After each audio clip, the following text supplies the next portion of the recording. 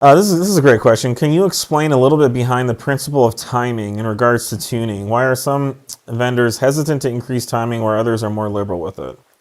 Let me just talk a little bit about what timing is inside the engine. This is ignition timing. Ignition timing. In a gasoline engine. All right. So there's lots of different types of timing in a motor. There's cam timing. There's the timing of the cams to the crankshaft and all that stuff.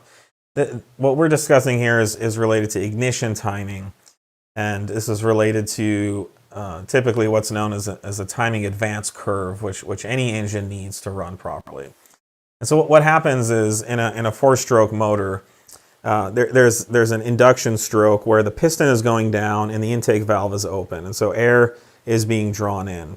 At some point, that piston comes up and the intake valve closes, fuel is injected, and that fuel-air mixture is compressed. And then there's a spark plug that ignites that air-fuel mixture. And there's different ways to think about what happens after that spark happens. But technically speaking, what happens is that there's a flame front that propagates throughout the combustion chamber. And the term propagate's important because it's not just a massive uncontrolled explosion like what would happen maybe inside a grenade. Yeah. Or if your fuel octane is far too low for what you're trying to do. Yeah. Now, don't get me wrong. If the timing isn't right and everything isn't correct inside the motor, that explosion can create a grenade or damage the piston or cylinder head or the head gasket or things like that. So if you've ever seen these videos of like diesel tractors and the cylinder head like literally blows off and the tractor runs over its own cylinder head. But imagine this is the piston and my hand is the flame front that's propagating. So in any motor, you want that piston to come up, and as that piston hits top dead center and begins to go back down, you want that pressure wave from the flame front to hit the piston as it's heading back down. If that flame front hits the piston on its way up, then you have a collision of two forces moving in opposite directions. You want the flame front expansion or that explosion to be happening as the piston's heading back down. Now, where does ignition timing come into play? It takes time for that flame front to propagate, and that's why I keep talking about propagation, because it's not an all-at-once thing. But in order to begin the flame front so that the pressure wave peaks at the right time, which is when the piston's on its way back down, you have to fire that spark plug before. So that's why it's referred to as timing advance.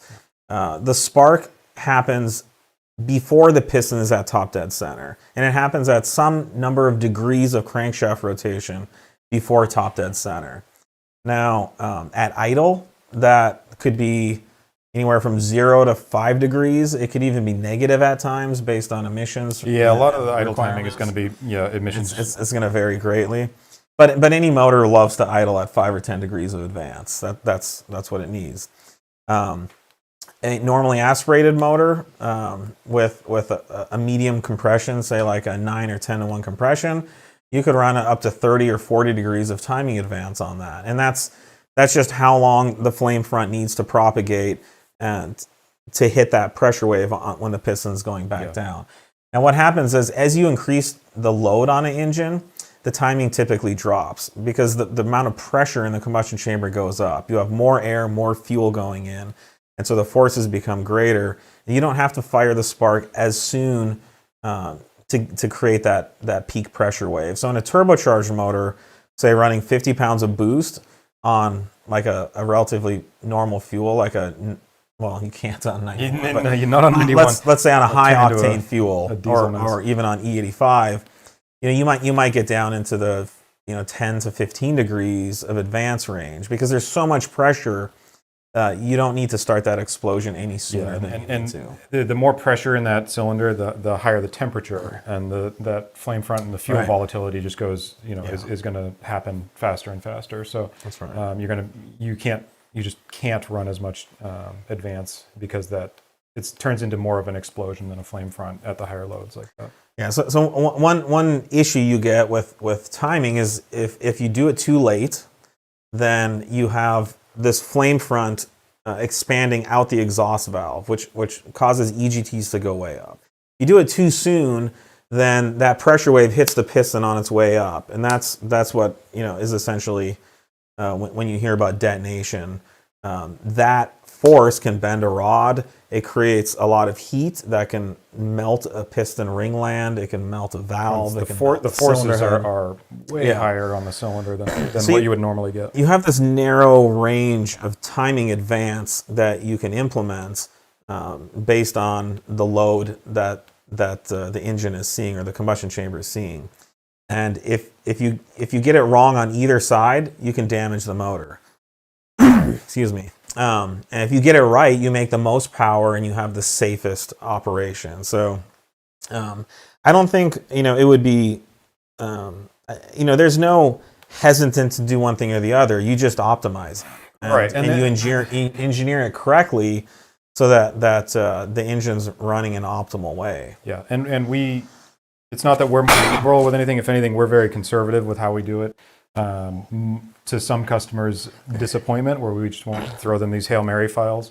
We want to see logs and data, and some engines are much noisier than others. The guy today that I'm dealing with that wants all these aggressive maps and wants all this power, but he's getting 10 degrees of ignition, knock activity retard. And there's something going on that needs to be figured out, and we're not going to just throw more and more time. I mean, it gets very complicated very quick, and so yeah, what I described is a pretty simple, high level look at what is ignition timing, why does an engine need it, and then as far optimizing it's a whole nother. As far as what various other tuners or what we do with it, we tend to rely heavily on actual data from our testing, or in this case, if it's a customer asking for something, we'll review how their setup is running now.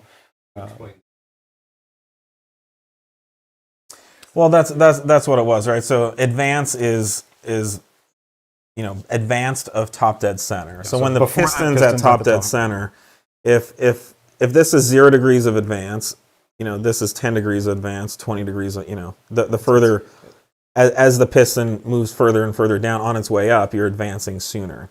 Retard is it could be some amount that you're applying against the advance, or it could be that you're actually firing after top dead center, which does happen mostly for emissions reasons.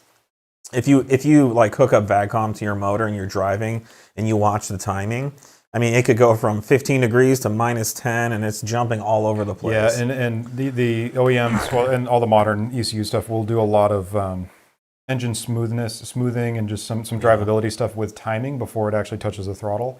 Like when you lift, you'll see the timing jump. You'll see all this crazy stuff happen.